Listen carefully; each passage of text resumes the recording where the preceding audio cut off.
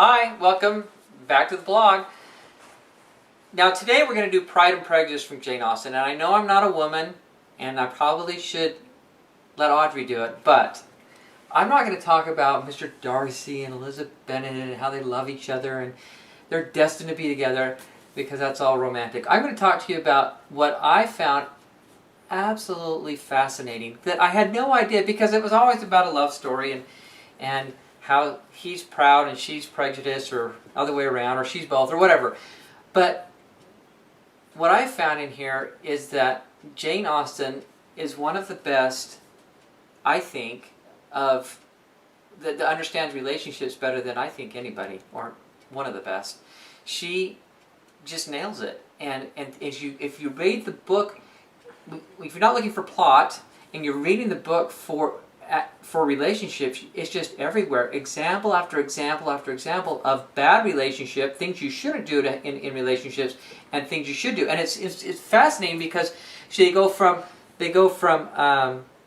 the soldiers and the lower class, the servants, and she shows bad and good examples in both, all the way up to Lady Catherine de Bourgh, and she's so wealthy, and how she has poor relationships, and she doesn't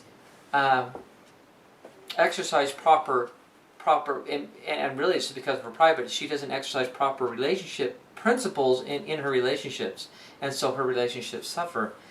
The first one I wanted to talk about is Charlotte Lucas, and she's Elizabeth's friend, and they're actually good friends. She ends up marrying the Reverend, I can't think, his name just slipped my mind. Anyways, Collins, Reverend Collins, is that his name? Yeah. And she ends up marrying him, but this is what she says when she's talking to Elizabeth one day. She says, "Happiness in marriage is entirely a matter of chance. If the dispositions of the parties are ever so well known to each other, or ever so similar beforehand, it does not advance their felicity in the least. They always continue to grow sufficiently unlike afterwards to have their share of vexation, and it is better to know as little as possible of the defects of the person with whom you are to pass your life." Well, you have to read the whole book to understand exactly what her false belief is going to happen to her. She's going to end up marrying, I keep wanting to call him Lucas, Reverend Collins, Mr. Collins, and she marries him, and she's miserable. She's so miserable that when Elizabeth comes to visit her, she says, "Well, I don't spend very much time, because I'm always encouraging him to be away from me, to be outside in the garden, or go do this, go do this." So she doesn't like him. She doesn't want to spend any time with him. And yet she professed at the beginning that the more you know about your partner before you marry them, the worse it will be. You should know as little as possible. And so that is remarkable. So if anyone that's thinking about getting married, I would behoove them, you should recommend this book to them. Another part is the Wickham thing. Now Wickham he's a scoundrel. We all think that, because he was. But what's fascinating is Elizabeth, who seems to be so pure and so good. I guess Jane is the more pure and the more good, but she is a good woman, and she falls for him, and she's fallen for him in the story, and then she realizes later that, oh, I made a mistake, and that's where this gets really interesting, in what she says.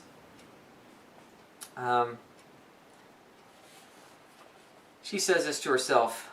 She perfectly remembered everything that had passed in conversation between Wickham and herself in their first evening at Mr. Phillip's. Many of his expressions were still fresh in her memory. She was now struck with the impropriety of such communications to a stranger, and wondered it had escaped her before. So he's like opening up. They just met. They're strangers, and he's telling her all this personal stuff. That's a red flag. That should be a red flag to say, wait, there's something weird, there's something wrong here. She saw the indelicacy of putting himself forward as he had done, and the inconsistency of his professions with his conduct. So he's professing things, and yet his conduct is different. So there's a contradiction there. She remembered that he had boasted of having no fear of seeing Mr. Darcy, that Mr. Darcy might leave the country, but that he should stand his ground. Yet he avoided the Netherfield ball the very next week. And don't you love being with someone that just talks about themselves and how good they are and brags about themselves all the time? And after a while, you're like, I gotta go. I gotta talk to somebody else. Then she goes on. So then he avoids the ball. He's talking down Darcy, but he avoids the ball because he doesn't want to confront Darcy. She remembered also that till the Netherfield family had quitted the country. Now, Netherfield family is Bingley and his sisters, and then Darcy was visiting him until they quit and they left. He had told the story to no one but herself. But that after the removal, it had been everywhere discussed. That he had no reserves, no scruples in seeking Mr. Darcy's character, though he had assured her that respect for the father would always prevent him exposing the son. So he's just a walking contradiction, and she didn't catch those. Those are red flags. I remember one time we were building a home, and I'd hired a contractor to do it, and I knew the contractor was an old friend, and we had some acquaintances in common. And I talked to some of them, and they told me that he was filing a lawsuit against him. And I thought, well, gall, that's terrible.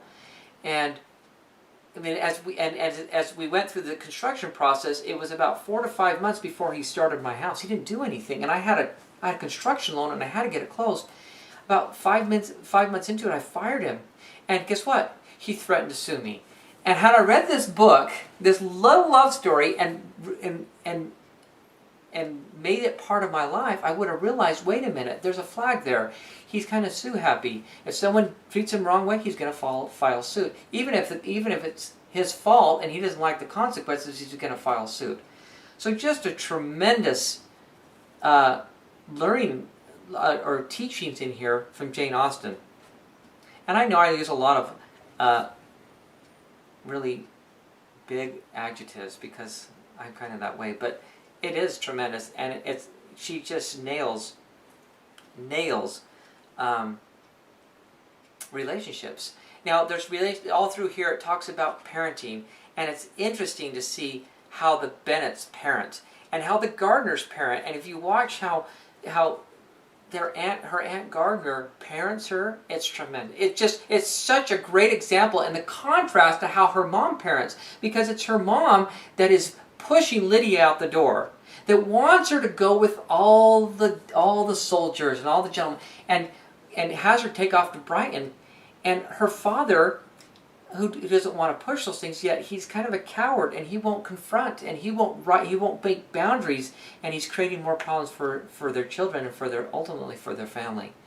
So it's just a great book on principles of relationships, specifically on courting and on parenting.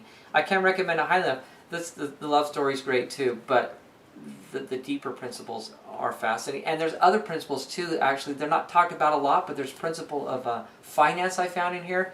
That when Lydia went to Brighton, her dad was so upset that he hadn't saved money. He didn't have a savings account built up because he said, because I never planned on anyone, running away off with my daughter and using it as blackmail. But he should have saved because it's a principle. And anyways, it's excellent. Can't recommend it highly enough. Enjoy. I know you will. Thanks. Bye.